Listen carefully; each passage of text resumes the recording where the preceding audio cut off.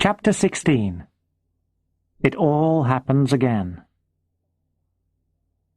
Every night from then on, I had the dream in all its possible forms. The opening door, the running man, the loud noise, the man who was looking for something. Sometimes it was me who ran out of the door, and sometimes it was me who was knocked onto the ground.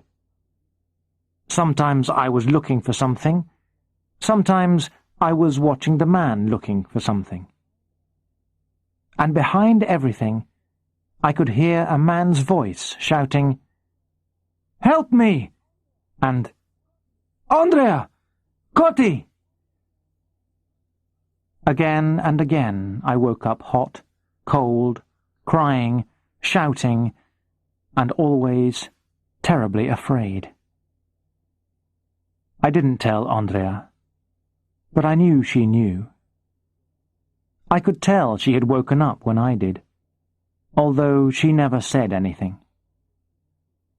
I felt that she too was afraid of what was happening to me. Saturday, the 18th of January, was a grey, cold winter's day. It wasn't snowing, but it looked as if it would soon. I got up early and went to work. My boss had asked me to go into the office and go through a new work plan with him, before talking about it with the other people on Monday. It took much longer than expected, and I didn't get home until 6:30. "Hello!"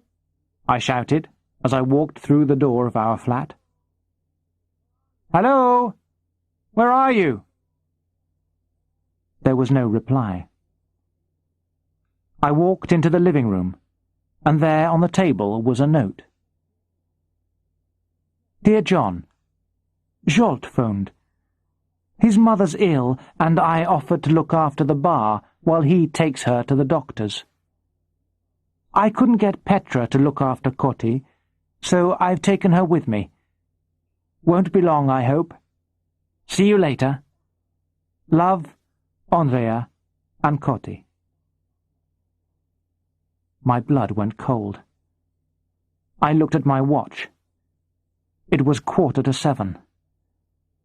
I ran into the hall, forgetting my coat, and ran downstairs and out into the street. Then I started running towards the bar. It was nearly 6:55.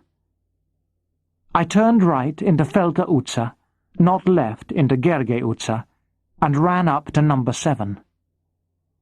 The big front door was open. I went inside. I was breathing quickly because I'd been running. I could hear the noise of a television or radio from one of the flats. Suddenly, there was a very loud noise like a bomb from outside somewhere. All the windows shook. 1 or 2 windows opened, and voices called out to each other in the dark. "What was that?"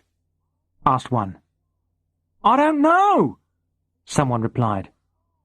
"It sounded like a bomb," said a third. Just then, I heard someone shouting outside in the street.